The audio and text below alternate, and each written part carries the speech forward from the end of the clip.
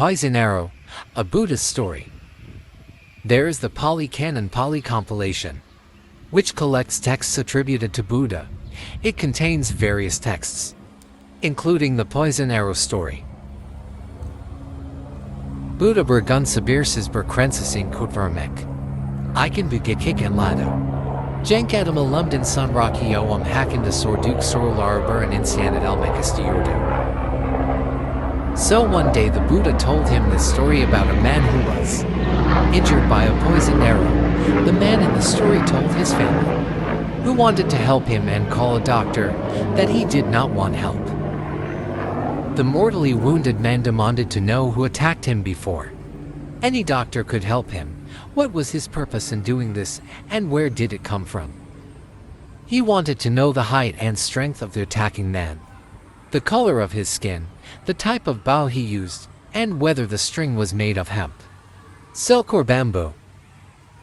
Wondering whether the arrow's feathers were taken from a vulture, a peacock, or an eagle, without knowing whether the bow was normal, curved or made of oleander, he would die without getting answers to any of his questions. What is being told to us by the Poison Arrow story? It's a bit strange that a man on his deathbed would have such wishes, isn't it?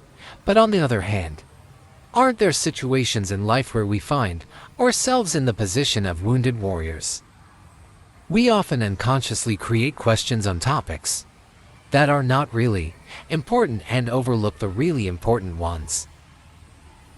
At such times, we fail to see the heart of the matter by thinking about relatively unimportant matters. So, by telling this story, Buddha wanted to show his disciple that intelligence is needed to discern what is truly important, because being able to make this distinction allows us to see the difference between overcoming something or being overcome by that thing. Focus on things that are truly worth your effort. We're not saying that a little deviation from the path wouldn't help at all. The problem is constantly getting off track without any purpose. Sometimes the best thing to do when it comes to solving a problem is to go straight to its root. Leave the branches to other animals, because otherwise we will only make the problem worse. Proceed step by step. After solving one problem, move on to the next without delaying. Compare this to the saying, don't bite off more than you can chew. Let everything flow. Many times we allow events to overwhelm us and confuse us. But maybe it would be better if we just let the world take its course. Maybe this way we can save our minds from worries, anger, sadness, and unrest. Get rid of everything unnecessary. Let's listen to the words of the ancient sages. We often benefit from listening to these words of wisdom. He who has little and is content is richer than he who has much and wants more.